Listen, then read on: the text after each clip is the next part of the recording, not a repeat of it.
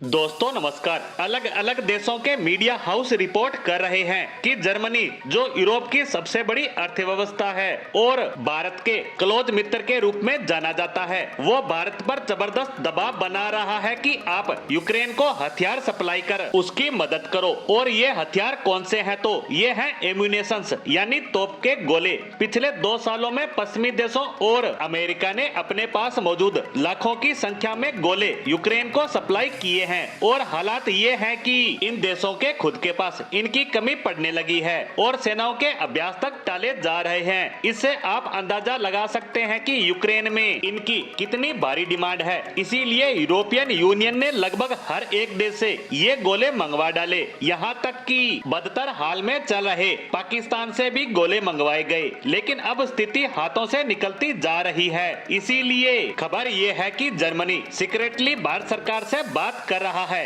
कि आप दुनिया के सबसे बड़े एम्यूनेशन प्रोड्यूसर हो। आपके पास ऐसी ऑर्डिनेंस फैक्ट्रियां हैं जो कुछ ही समय में लाखों की संख्या में गोले तैयार कर सकती है। तो ऐसे में आप ये एम्यूनेशन यूक्रेन सप्लाई करना शुरू कर दो। और अगर आप डायरेक्टली नहीं करना चाहते तो आप हमारे यहाँ भेज दो, हम इन्हें यूक्रेन तक पहुँचा देंगे। और यहाँ सिर्फ बात ही नहीं हो रही है, बल्कि इसके लिए दबाव भी बनाया जा रहा है और इसके लिए कई भारतीय कंपनियों को सेक्शन लिस्ट में ऐड किया जा रहा है, स्पेशली भारतीय टेक कंपनियों को। और अमेरिका और यूरोपियन यूनियन का ये मानना है कि भारत की ये कंपनियां रूस की डिफेंस कंपनियों के साथ कोऑपरेशन कर रही है, इसलिए इन पर सेक्शन लगाया जाना जरूरी है। वहीं इन सब के बीच सबसे मजेदार बात तो ये है कि ये उन कंपनियों को टारगेट नहीं कर रहे हैं जो रूस से तेल खरीदती है, क्योंकि वो तेल इनडायरेक्टली भारत से होकर पश्चिमी देशों तक ही पहुंचता है और उनकी जरूरतों को पूरा करता है। तो ये इनको टारगेट नहीं कर रहे हैं और जानबूझकर ऐसी कंपनियों को टारगेट किया जा रहा है जो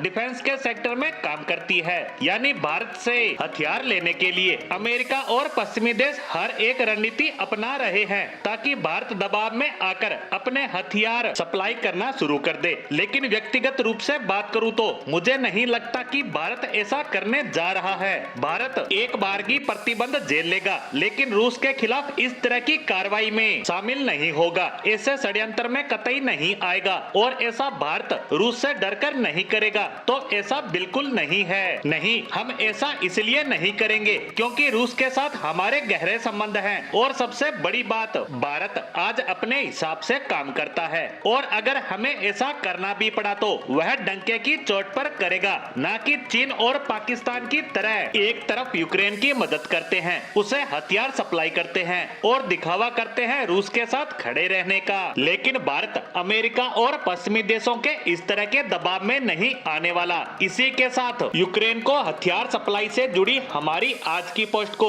यहीं विराम देते हैं। धन्यवाद।